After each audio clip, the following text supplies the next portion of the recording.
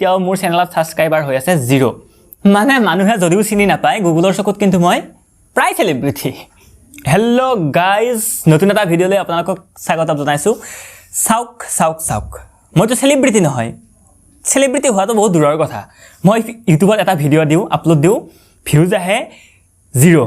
মই 48 ঘণ্টালৈ মই ভিউজ 0 হৈ থকা দেখিছোঁ তাৰপিছত বেয়া লাগে মোৰ মই ভাবোঁ কোনোৱে চোৱা নাই মই নিজে চাই দিওঁ আৰু এই বুলি ভাবি মই চাই দিওঁ এটা ভিউজ ওলাই থাকে তাত মই সঁচাকৈ কৈছোঁ ইউটিউবত ভিউজ মোৰ 0 হৈ থাকে গতিকে মই সেলিব্ৰিটি হোৱাৰ প্ৰশ্নই নুঠে সেলিব্ৰিটি বহুত দূৰৰ কথা মোকতো কেইটা মানুহে জানে কিন্তু সেলিব্ৰিটিবিলাকৰ যিটো এটা বস্তু থাকে তেনেকুৱা ধৰণৰ এটা বস্তু মোৰ আছে কি বস্তু জানেনে আপুনি যেতিয়া কোনোবা সেলিব্ৰিটি মানুহৰ নাম গুগলত সাৰ্চ কৰে তেতিয়া আপুনি দেখিব যে গুগলত এখন পেনেল এখন ওলায় য'ত লিখা থাকে মানুহজনৰ নাম মানুহজনৰ বায়োডাটা কিনো হৈছে মানুহজনৰ বায়োডাটা আৰু মানুহজনৰ লাইফত কৰা কিবা কাম মানে যি কাম কৰিছে আৰু তেনেকুৱা ধৰণৰ কিছুমান কাম আৰু ছ'চিয়েল মিডিয়াৰ লিংকছ এনেকুৱা ধৰণৰ ডেট অফ বাৰ্থ এনেকুৱা ধৰণৰ থাকে আৰু যদি মানুহজন ঢুকাইছে তেতিয়া ঢুকুৱা তাৰিখটোও থাকে এনেকুৱা ধৰণৰ কিছুমান মানে ডাটা থাকে তেনেকুৱা এখন পেনেল মোৰ আছে যাক কয় নলেজ পেনেল বুলি কয় সেইখনক কয় নলেজ পেনেল সেলিব্ৰিটি মানুহৰ কথা বেলেগ তেওঁলোকক চবে জানে গতিকে তেওঁলোকৰ তেনেকুৱা এখন গুগলত থকাটো স্বাভাৱিক কিন্তু মোৰ ক'ৰ পৰা আহিল প্ৰথমতে যেতিয়া দেখিছিলোঁ মোৰো মাথাটো গৰম উঠি গৈছিল এইটো ক'ৰ পৰা কি আহিলে এইখন মইতো একো কৰা নাই কেনেকৈ এইখন ওলাল মোক কোনোৱে চিনি নাপায় মই না সেলিব্ৰিটি না কিবা না কিবা কিন্তু আহিল ক'ৰ পৰা এখন গুগলে কিহৰ কাৰণে দিলে গুগলটো মোৰ মামাৰ ল'ৰা ভাই নহয় ভাল লাগিছে বোলে ইয়াক দি দিওঁ এইখন মই এনেকুৱাতো নহয় কিন্তু আহিল ক'ৰ পৰা তেতিয়া মই ৰিচাৰ্চ কৰিলোঁ অকণমান এইখন মই ক'ৰ পৰা আহিল তেতিয়া মই গম পালোঁ যদি আপোনাৰ কিবা নিজৰ প্ৰডাকশ্যন থাকে যেনে গান চিনেমা এনেকুৱা ধৰণৰ যদি কিবা নিজৰ প্ৰডাকশ্যন থাকে তেতিয়া সেই ডাটাটো গুগলৰ ওচৰত থাকে আৰু এতিয়া গুগলে গম পায় যে আপুনি এজন আৰ্টিষ্ট বা কিবা বা এক্টৰ কিবা আপুনি গম পায় গুগলে গম পাই পেলাই আপোনাক এটা আইডেণ্টিটি দিয়ে যাক কয় এখন নলেজ পেনেল আৰু ডাটা কেৱল এঠাইৰ পৰা থাকিলে নহ'ব ডাটা বহুত ঠাইৰ পৰা লাগিব মানে মাল্টিপুল চ'ৰ্চ লাগিব মানে এটা চ'ৰ্চৰ পৰা ডাটা পালে নহ'ব কাৰণ সেইটো নিজেও ক্ৰিয়েট কৰিব পাৰে মাল্টিপুল চ'ৰ্চৰ পৰা যেতিয়া ডাটা থাকিব তেতিয়া গুগলে গম পায় যে এই মানুহজন নিশ্চয় কিবা এটা হয়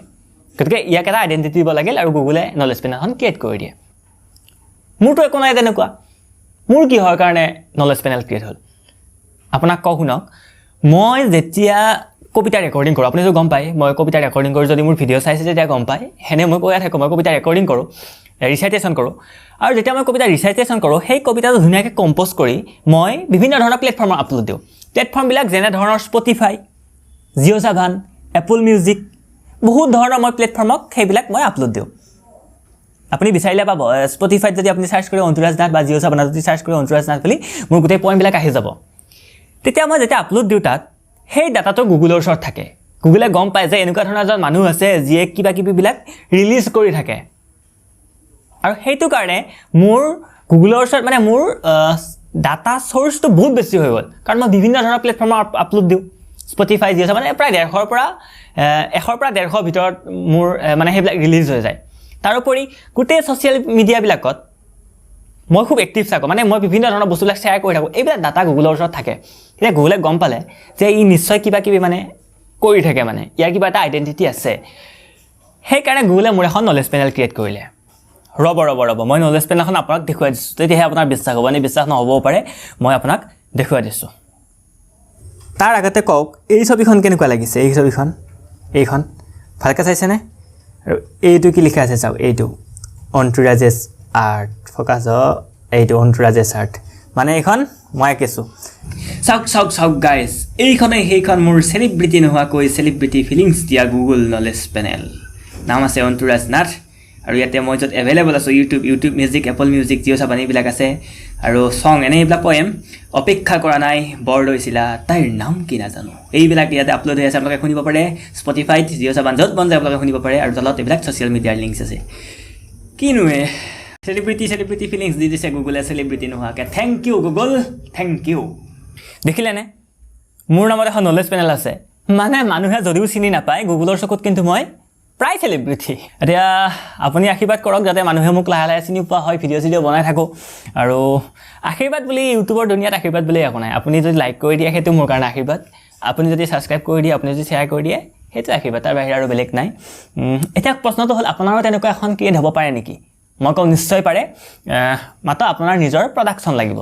আৰু একদম সহজ উপায়টো হ'ল কি আপুনি